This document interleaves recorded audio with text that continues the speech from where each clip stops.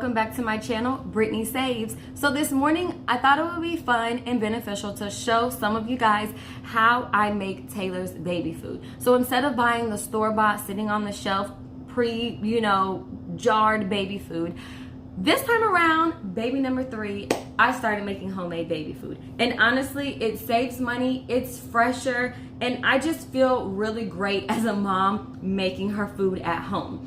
So right now, I have some of her favorite things that she likes to eat. She is going on 8 months, so she has things that she does like and things such as bananas that she does not like, but feel free to incorporate bananas in your pre-made baby food.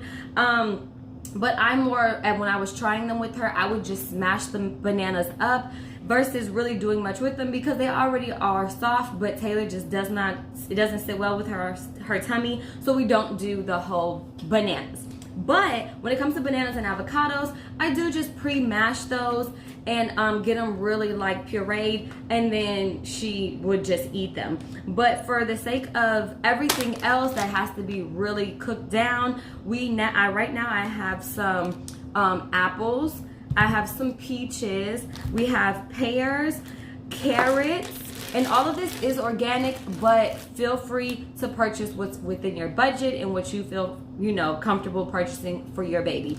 I also have butternut squash and I have sweet potatoes. Now, I will say, sweet potatoes, when I do have them on hand, I will just cut them up and I will steam them. Same thing with butternut squash, but I have learned for the sake of time, the frozen ones work perfectly fine for me. So hey, if you feel like you found a good butternut squash and some great sweet potatoes, go ahead and chop them up, steam them up, and you can use them perfectly fine. But I find just buying the frozen ones work totally fine for me as well. So these are already all diced up, ready to go to be steamed. But everything else, what we're gonna go ahead and do is we're gonna cut up our carrots just a little smaller, so for steaming purposes, they cook quicker. Then we're going to skin the peaches with my little thing here. I'm gonna skin them, dice them up. Same thing with the apples.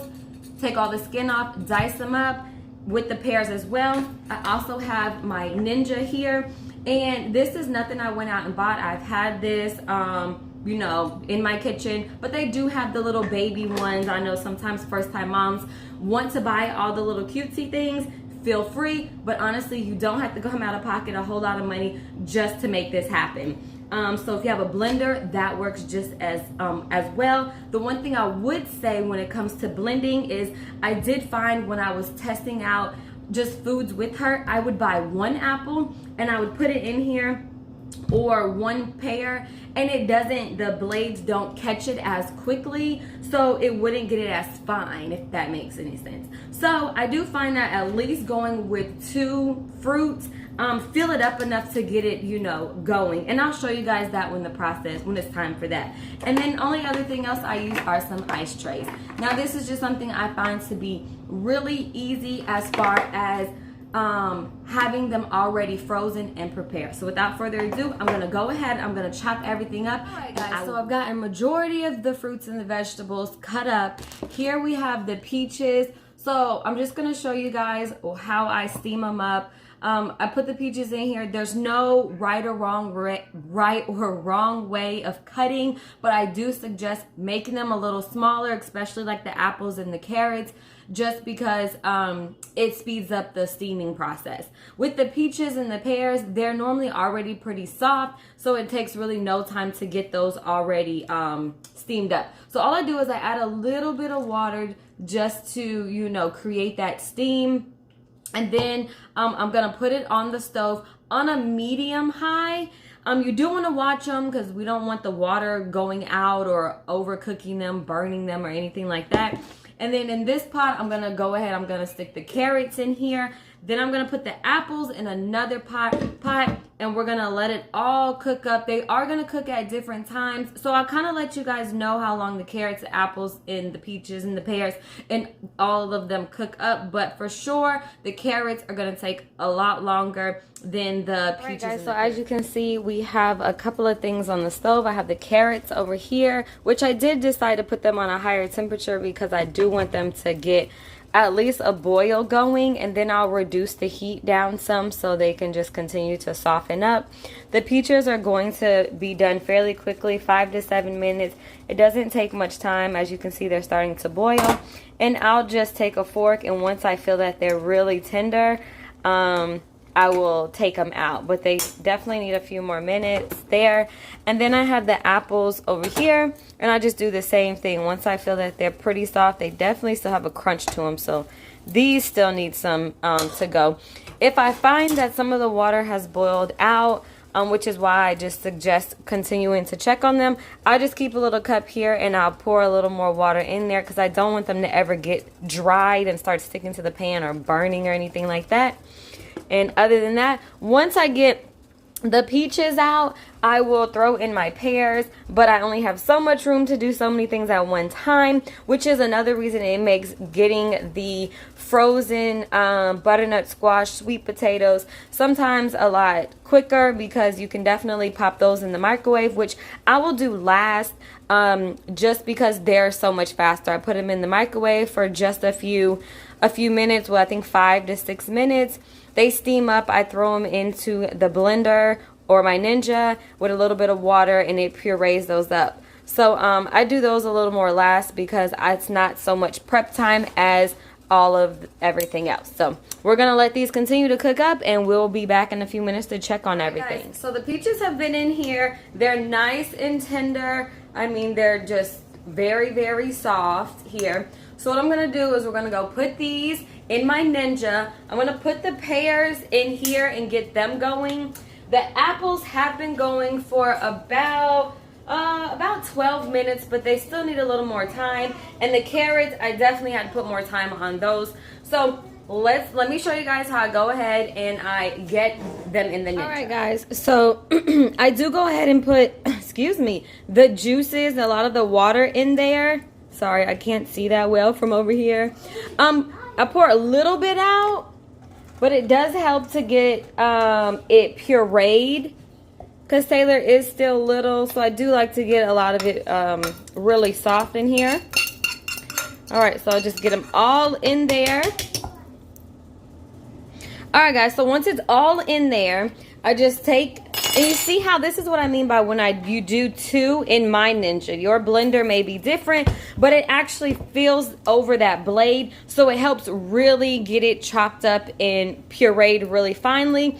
When I was doing it maybe only 1, it would be down here, and the blade wouldn't get as much of the apples or the pears or whatever I was pureeing. So it really helps once you start cooking a lot more. So this fits in here just perfectly. A lot of times the apples overflow it, so you can just do 2 separate, you know, blends if you need to. But then I just put my lid on just like that.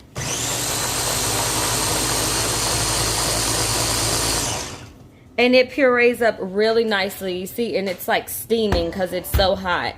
But it gets just really liquidy like that, and I'll do it a couple of times to make sure there's no chunks, because you really want to make sure there's no chunks, especially with apples. We don't want anybody choking. Seriously, you do want to make sure there's no chunks, because I've gone in making it thinking I got it all, and unfortunately I had not. So it's always good to double check.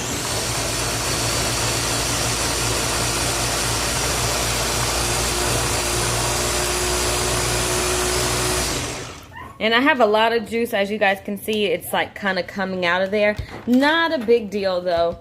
Okay, so once you've done that, and I actually love, sorry you might hear my kids in the background. I actually love making Taylor's baby food. I don't know, as a mom, it feels really good to say that, you know, I make her food at home. So I take the blade out, and I'll just rinse this out and repeat with everything else. So what I'll do is take my ice trays, and this is my way of prepping her meals. So I will fill as much as I can up with this, and I only have 3 ice trays, so sometimes it takes a little bit longer, but I will fill it up in here. And when it is time to eat, oh, I'm moving the camera, sorry guys. When it's time to eat, these will be frozen, and I will just pop them out and warm them up. Now, I like to do them separate so I can always mix later flavors. If I want to do peaches and apples, if we want to do, you know, oh, see, there's like a little piece of skin or something there. But I can always mix the flavors later. I don't pre-mix them. So putting them in these little ice cube trays right here definitely help to just let her have a plain flavor and mix it later on. So this one will probably take up most of this ice tray. In the cases that it doesn't, I just add a fruit or vegetable in it, because the way we store them later on, we will know what the difference is. So yeah, this is definitely going to take up this whole ice tray here. And then if I have any left, I'll normally just save it put it in the fridge. Like I have a little bit left, and she can eat that for lunch today. So this is going to go right into the freezer, and we're going to let it freeze for how many ever hours it takes for it to freeze. Now we're going to go ahead and we're going to go check on all of our other fruits and veggies. Okay, so our carrots are still cooking up. They've definitely been cooking for at least about 25-30 minutes, but they're not as tender as I want them. So I rinsed out my Ninja, and the apples are good to go. They're nice and tender here, as you can see. So we're going to put them in here. I leave that little bit of juice in there. Is that a skin? Leave that little bit of juice in there. It really helps just to get it pureed nicely. And again, with apples, you just really want to make sure that you're getting it them really finely pureed, because we don't want any chunks left in there. Okay. So, and we're going to just repeat the process.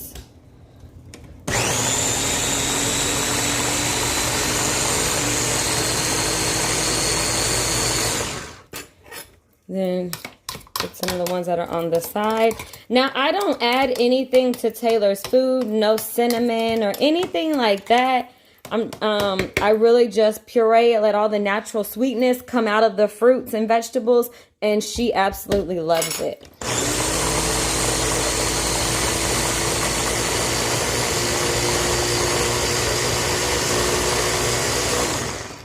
All right, and let's see. I think I'm going to give it one more good blend. I'm really anal when it comes to like the carrots and the apples. Really wanted no chunks in there.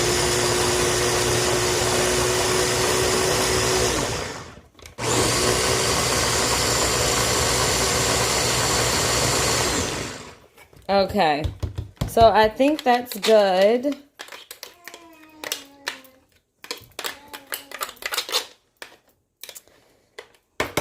All right, now I do only have 3 ice trays. A lot of times I will go ahead and just freeze up everything I can at one time, and then once those are done freezing, I will store what's done, and then I'll do whatever else I have left. This is my favorite ice tray.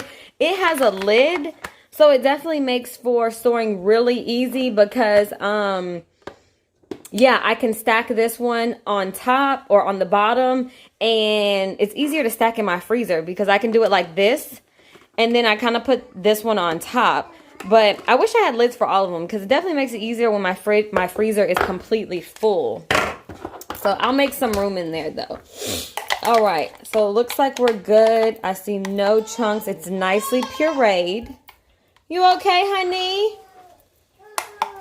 And then we're just going to fill up these ice trays. And I'll also show you guys how I make Taylor's little, during her teething right now. Pumpkin, you okay? Okay, one second, guys. All right, guys, so we got the apples all the way in here. Sorry, I had to go get Taylor. She was definitely fussing. So it's all in there. This one, like I said, has a lid. So I do pop the lid on this one because it helps for me to be able to stack them. So if you can find these, great storing. I mean, at least when you're in the freezer. So we're gonna put this in the freezer. I'm gonna check on the pears. I think the pears are just about done. And then the carrots, hopefully they cook up. I did crank the heat up on them a little bit because they are actually taking a lot longer than usual. I think I could have made them a lot finer. So I'm gonna put these in the freezer and check on the pears. Okay, so our pears are good to go. They're nice and tender. Again, I leave that little juice in there. If it is too much that I've, put in there. Oh, look, there's a carrot in there. You can pour some out, but again, it definitely helps to get it nice and liquefied. Okay.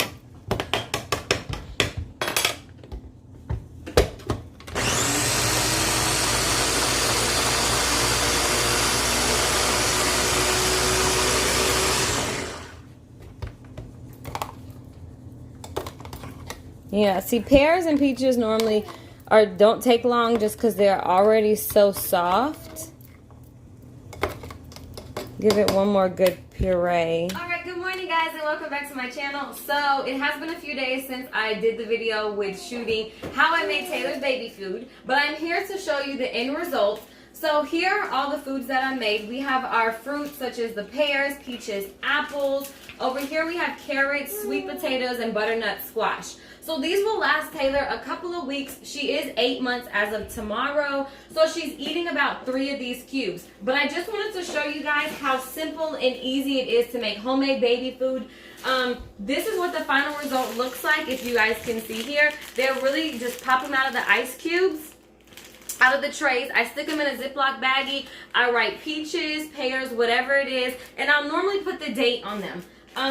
So when she first started eating, she was eating like 2 cubes. Now she's eating a good 3 when I'm just making the cubes. This morning she's having oatmeal. Yeah, she's hungry.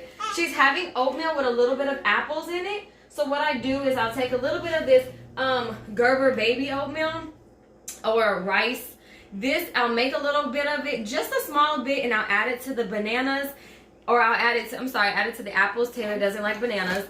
And she'll have it for breakfast. Come lunch, I will take about 3 ice cubes and I'll do normally like a fruit. So I'll do maybe the apples with peaches. And they're not pre-mixed. They're individually made so I can mix them as I go. Just in case some flavors she doesn't like. She might not like to have butternut squash with peas or butternut squash with apples or something like that. So it's really super easy. The more ice trays you have, the more room you have in your freezer, the quicker it will be. It took me a minute the other day just because I didn't have that many ice trays, so I had to dump the first half out, bag them, label them, and then freeze my second batch. So other than that, guys, that's exactly how I make Taylor's baby food. One other thing I wanted to show you is this is a little munchkin thingamabobber is what we're gonna call it. So I paid about, I think it was $3.99 or $4.99 at Walmart. Since it's very hot here in Texas during the summer, I'll put a little ice cube in here. We'll go outside and walk, and she likes to gnaw on it.